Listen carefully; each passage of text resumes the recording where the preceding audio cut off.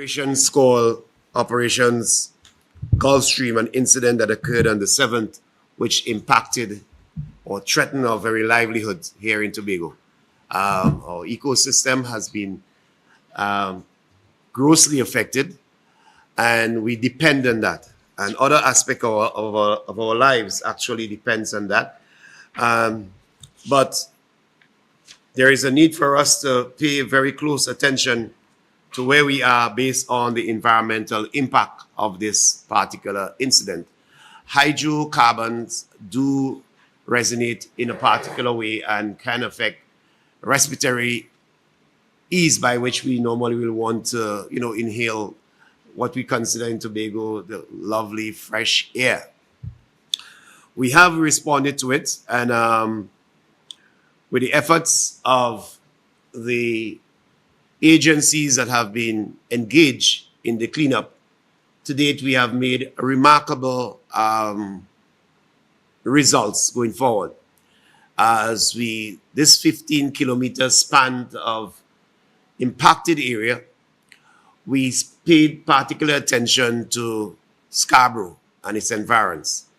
So the cleaning has started in those areas and going further to the west, which started at the Rocky Bay, and you could consider it going down to the southwestern end of the island, as far down as Magdalena. Just to give you all just beyond Magdalena, that area very much have been impacted right down to Pettitrue and these areas.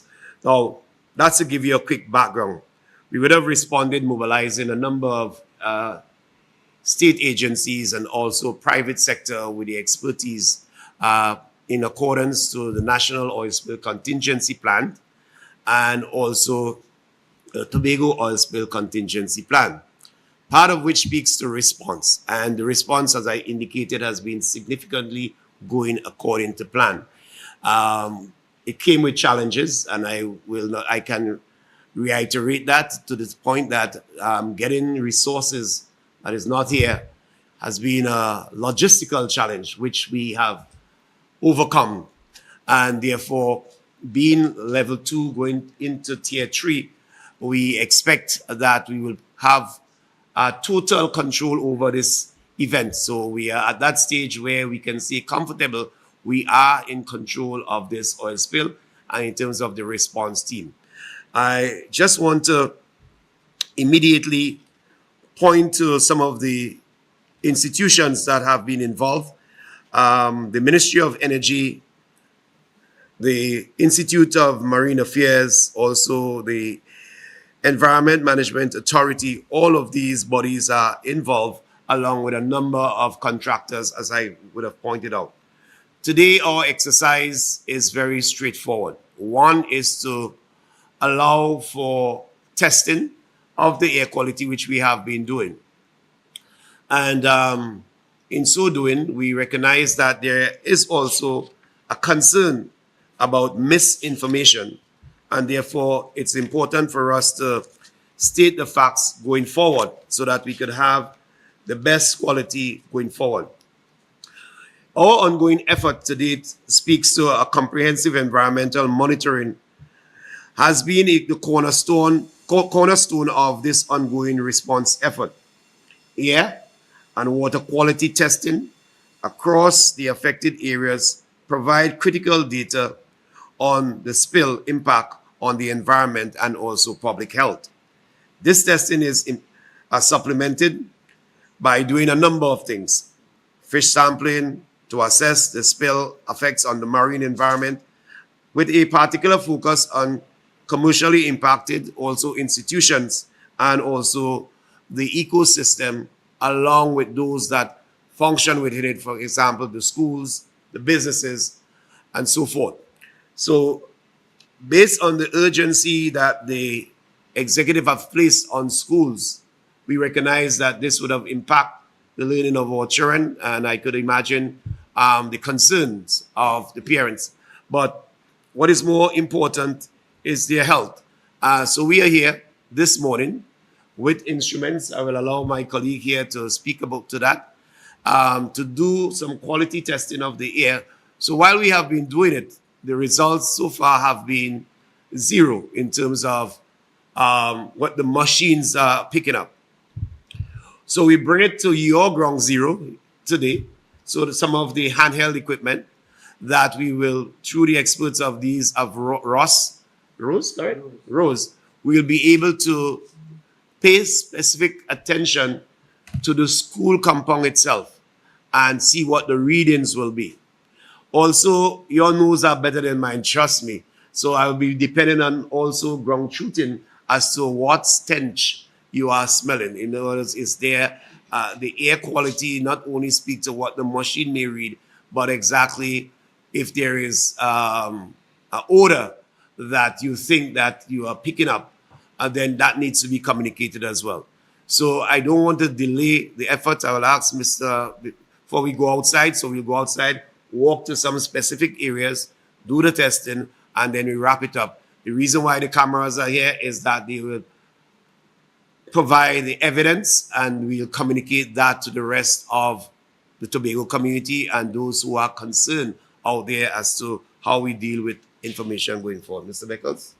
Okay. Thank you very much, Mr. Stewart. I'm not going to be very lengthy, but just to reiterate what Mr. Stewart indicated a while ago, our intention here today, as we engage with you, is really to ensure that the compound is safe for occupation by the teachers, by the students, and by the workers who support the school. For example, the MTS workers and so on. All right. We are going to apply the science today, and the science is going to be manifested through the testing that we are going to do using the machines that have been provided by Rose Environmental Services, one of the premier environmental services providers in Trinidad and Tobago. Okay. Further to that, as Mr. Stewart indicated, we would also depend upon all of you, all right, for some feedback. You are present on the compound. If you can smell any odor that is having an impact on you, if you are feeling nauseous, for example, if you are getting burning in the eyes and so on, if you are getting headaches and that kind of thing, I think it is very important that you communicate it to us. All right. So I look forward to a very easy and respectful engagement and so on. On the basis of the informal engagements that I've had with some of you this morning and so on, I don't expect anything different. All right, so we look forward to beautiful engagement with all of you this morning. Thank you. So, yes, sure. Now, seeing that the sun hasn't come up on its peak at this moment, I'm seeing some things on the rock, and I know that with the sun, it would sort of bear that sort of reaction. So would you be doing testing during the day and on to the night so that we can have an intelligent assessment of the times? Yeah. Yes, certainly. And the conditions that Faisal? Thank you for the question. Probably I should have mentioned, I know I said it before, but not formally, that there is an instrument that was set up. You could speak to that? Yes. So there's an instrument that is set up at our office. All right, and that instrument was provided by the Environmental Management Authority. So that instrument is going to do continuous logging. Okay, so it's going to be there. It's going to be there from now until September of this year. Okay, that is the commitment that we have. From now until September, it's going to be there. So it's going to, and remember that my office is just on the other side of the fence, right? So I am your closest neighbor, right? Just on the other side of the fence. It's going to be there until September. So you would have the continuous logging information and so on at all hours of day and night. Right. So if there are any concerns, we can always use that information to provide to you so that you can make intelligent assessments. Wonderful. So I'll ask our colleague here representing Rose to explain the equipment that you rightly see. I'm not sure if you want to bring it across to the table so that the cameras can see it and the teams can see it. But he will explain the equipment and how it functions.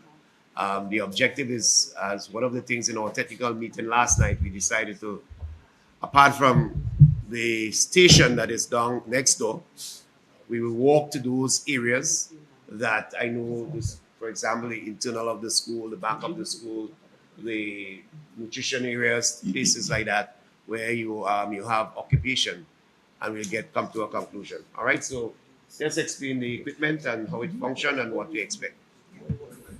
Even if there are any additional Okay, I'll fix that for you. Here we go. Hi, morning again.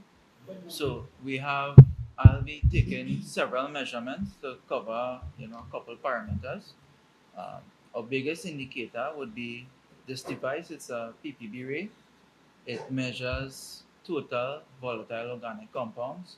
So if any hydrocarbon or hydrocarbon-like material, um, you know, with at room temperature or at regular, if there are any vapors coming off that would typically produce that scent or that upset feeling, or you know that vapor that may be present, this device would give you a total reading to know that there's something in the air that's present, so that you can make an informed decision what might be the next step forward. Most meters read in ppm, which is parts per million. This instrument is a lot more sensitive. It can give readings in parts per billion. So in the interest of accurate measurements, we have a very sensitive meter here that can give you as much accuracy that I believe that the people would appreciate. We also have, should there be any VOCs detected, we have a dedicated meter called Ultra-Ray. It measures benzene. So should there be VOCs present, we can screen for benzene to see if benzene is present, because that is a VOC of concern that most persons are wary of when there are oil spills or cleanup efforts. And additionally, I have a standard 4-gas meter. What a standard 4-gas meter measures, typically in oil spills, there may be H2S present. If for any reason there is H2S present, the device has an H2S sensor to give a reading on H2S. It has an LEL sensor, a lower explosive limit sensor, so that if there's anything flammable or potentially can cause an explosion, you would get an indication on that sensor. And additionally, we have an oxygen sensor. I don't foresee that being a concern because of the open environment we are in. And we have a carbon monoxide sensor, which would be an indicator for, which I don't believe should apply to you all, but heavy exhaust. Seeing that we do have, I'm not seeing any kind of big machinery or anything to impact on that. But we do have it to get that data should it show up. And with these parameters, I believe we should get a good indication the air quality in association with the oil spill that has taken place. So we can conclude that we have the tools to get the job done, and also the physical expertise to do that as well. Yes? Good morning. Just to question, is it the first time that Rose and this sensitive equipment has been deployed on the compound to test for the presence of these chemicals? I understand that testing will come done by the, what's the name, Juliet? They're from the Heritage Petroleum did some testing as well. So what? With similar equipment? Yes. Mhm. So we just taking it from a different angle, so he could collate the information, but that has been, as I said as I read earlier on, that has been our objective, to ensure that air quality So the last time we did the test, we recognized that we were still getting 0, but there was stench. There was a foul smell. There was a smell of odor that seemingly was not comfortable with some of the persons. So we continue. We know that there was ongoing activities in the area, and based on that, we would have asked school that the school remain closed. Things have improved significantly, and we know we are trying to make that balance as well. So we are at it again with evidence, the science, adding the science to it, and so we'll come away with a position. All right, so we'll proceed to do the testing for you. Like you have a question. Yes, just one more question, just to clarify what you just said, that the meter that was used to measure the air quality recorded 0, meaning 0 particles and contaminants and stuff. Yeah. I don't know the technical words. However, at that same time, there was a detectable odor. At that same Not time, on this compound particular. We have been doing it throughout the areas that have been impacted. So while you may have that, we take into consideration also what a person is experiencing. As we talk about your eyes feeling watery as a result, you're feeling nausea, but there is also, we take into consideration smell as well. Whether a person, is it a strong, pungent smell? Is it something that is mild? For example, we are here, and is the people in the room distressed as a result of that? So those parameters all have to bear on what decision we come away with. So that is what we are about to do today under the cameras. So you have evidence to support whatever decision that is made. so part of my confusion, and I really do apologize for interrupting. The information that you're giving us is not specific to this particular area alone, Scarborough alone. The information that you gave about the measurement and the smell does not relate to this immediate area of Scarborough Secondary School or the entire affected area. Not the entire affected area. We were concerned about the school, and also this is not the only school involved.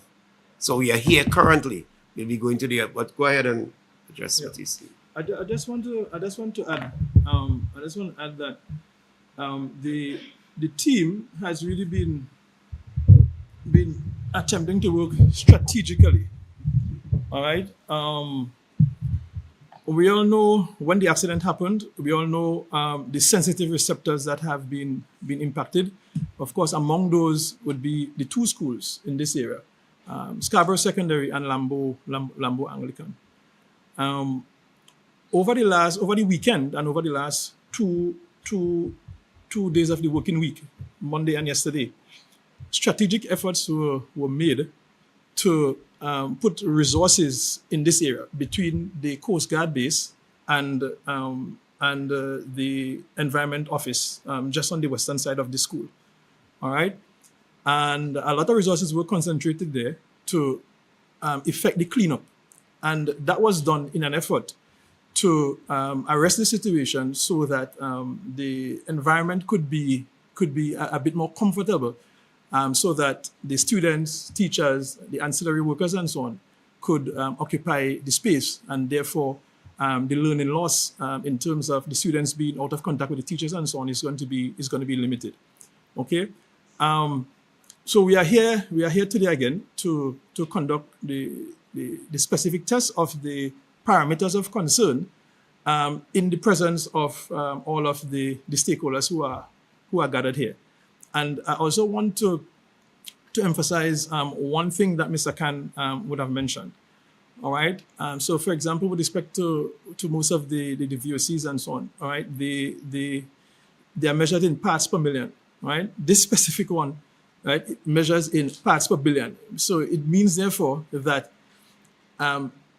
if perchance there is something that any of the other machines and so on may not have picked up and so on, right, this one is sure to pick it up. Okay, and further to that, as Mr. Stewart has gone at length to stress, we are also depending on all of the stakeholders gathered here to make an input with respect to if you're having if you're getting any smell, and if that smell is causing any negative impact, any adverse impact on you in terms of headaches, in terms of nausea, in terms of itching of eyes, and so on and so on, right? That information is very, very important. It's very, very important to us, right? I am a scientist and so on, right? I'm not an employee of the Ministry of Education, so I'm not here to tell people to go to school or not to go to school, right? I'm here to engage with you in the context of the science. Okay? Thank you. Excellent.